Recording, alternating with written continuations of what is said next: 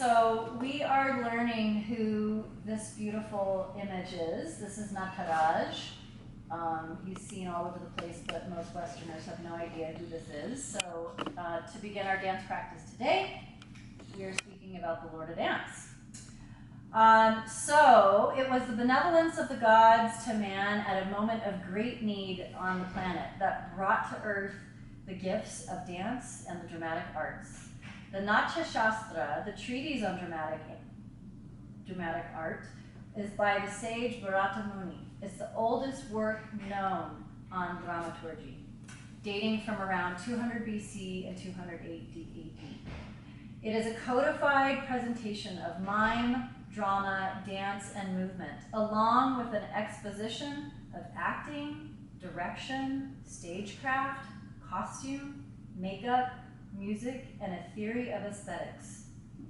Legend tells us that the Natya Shastra was revealed to Bharata Muni by the gods during an era in which the earth's people had become addicted to sensual pleasures and amusing themselves by injuring one another. Natya Shastra was revealed to this sage, a saint. It was downloaded from the deity realm by the gods during an era in which the earth's people were addicted to sensual pleasures and amusing themselves by injuring one another. Does this sound familiar? Yeah. Since the wisdom of the Vedas, which are the wisdom stream out of India, could be entrusted to a priestly Brahmin, the king of the gods, Indra, entreated Brahma. Okay, so basically then it goes into saying, essentially this saint, this sage, was downloaded this treaty. And this is the same manuscript we follow today. This manuscript has been the guiding force to devotional Indian classical stage dance, everything. So on the Monday and Thursday classes, everything, well, all the shapes, all the mudras, all the eye gestures, all the bends, all of these are coming from this ancient manuscript. So imagine when something has traveled that much time and place, how much power it has, and how much wisdom it has for creating the body as the storytelling device of the mysteries of the universe. That's what this dance is doing. And it tells how, the Natya Shastra tells how to set up the stage as the microcosm of what's happening in the universe, in the deity realm. So it's essentially the manuscript telling the humans how to reenact the divine reality, to tell the stories of the universe and the divine. So that's what these dances are, and that's what the manuscript of Natya Shastra is. And let's get into who this guy is. Okay, so Bharata Muni has downloaded the Natya Shastra.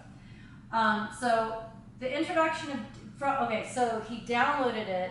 Essentially, Shiva gave him the download. So Shiva was instructed by the gods to bring down these arts to help soothe the hunger of the masses. Bring these beautiful, sacred, devotional arts down to soothe the hunger of the masses. So the dancer, like we said yesterday, when I was like, okay, I'm doing everything I know about being on stage. It's I mean, I'm a performer. That's what I thought I was supposed to do because I don't know anything else. I was like, I am not a performer. I'm a temple dancer. Obviously, there's a very big thing different. Now, I love my teachers who are extraordinary performers who will just like mesmerize everyone in an audience, including me. But that's not what I'm here to do. I'm here to help awaken people through watching a dancer, to help like stop time and to help them feel their divinity by watching something. So that's really what this is about. So the introduction of dance to the dramatic arts was first suggested by Shiva.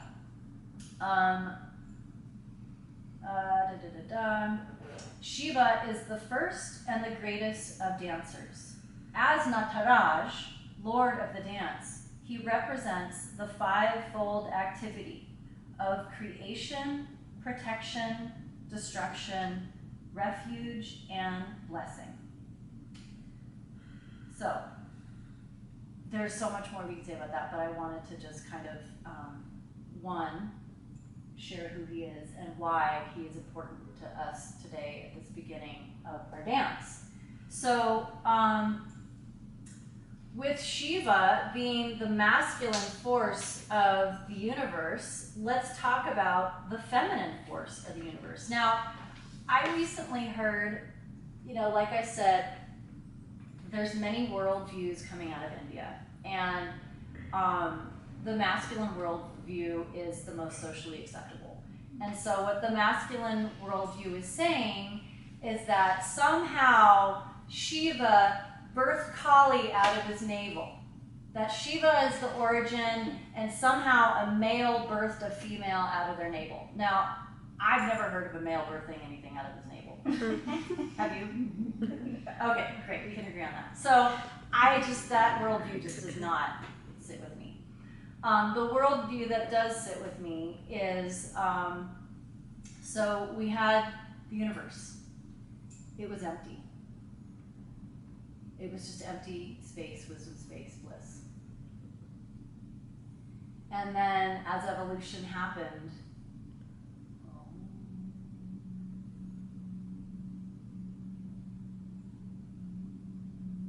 how long did that Om go on for?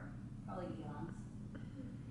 And then as sound, as vibration, is a wave pattern, something started to happen. But before the sound, before anything, Adya. So Adya is primordial.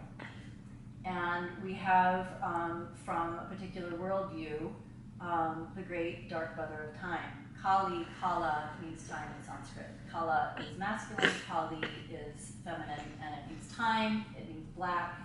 And so in some worldviews, she is the mother, she is the great mother. And in some worldviews, there's Adya. She is formless. She is the empty before Om, before anything. And so eventually, the universe starts making its way into sound and then into form. And she fractalates herself into